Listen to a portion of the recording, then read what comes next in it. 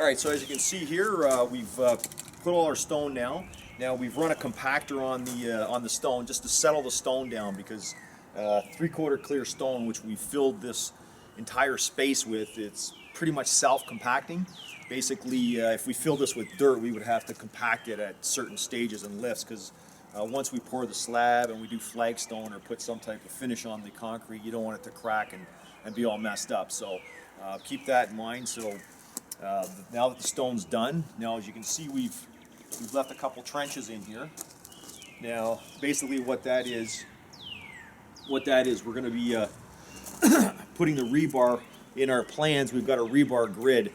Certain gauges of rebar and certain thicknesses are going in certain places, and the distance and the spacing's predetermined from our architect. So we're going to go ahead and start doing that. So once that's done, we're going to pour the slab, and then the framer is going to start continuing with the roof.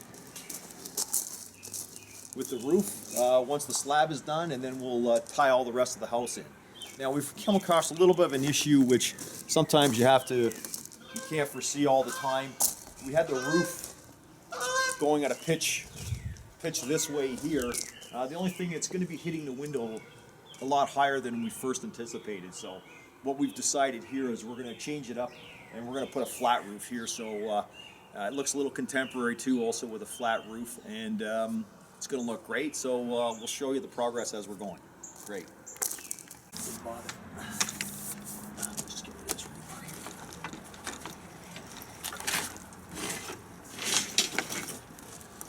Alrighty.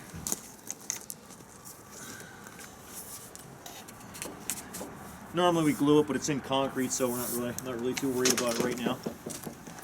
All right, and we want to get our 90, so we get the 90 up here. Want to go grab another 90, Justin? We're going to run 2 lines, and it's always safe to run more than less, especially conduits, because we might run some hydro here and some water lines and some gas lines, although I need to check with the gas company first to see if we're allowed to run a gas line through the conduit. So that's one thing you need to double check too as well. Great. What am I grabbing yet? There's a couple 90s in the back of my van.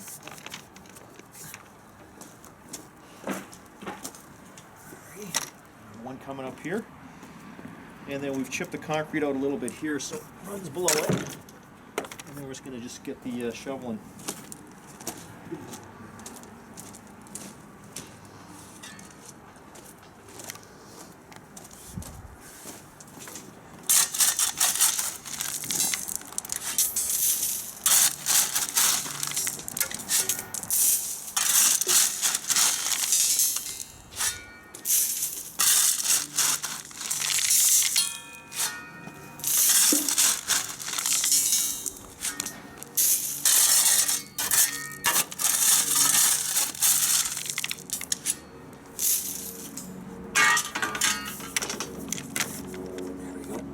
Perfect.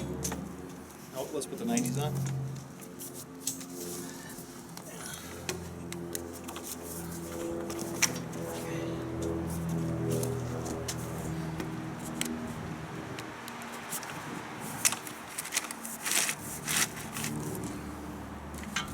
Alrighty.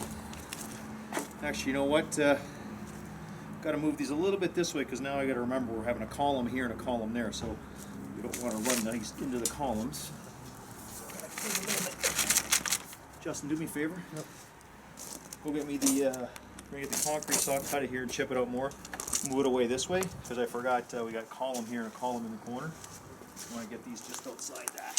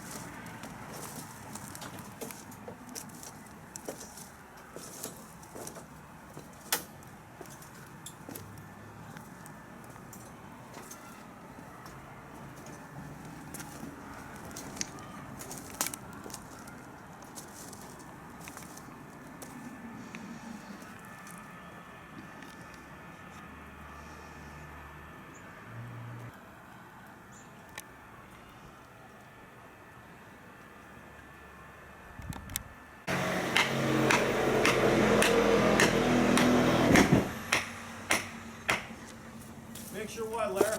Putting lots of what in? Huh? Make sure what are we doing? Putting lots of braces in? Putting lots of braces. Keep this straight because you're putting tile on. If it was flagstone, you wouldn't have to be straight. Thanks, Larry. No, Scotty asked me to do.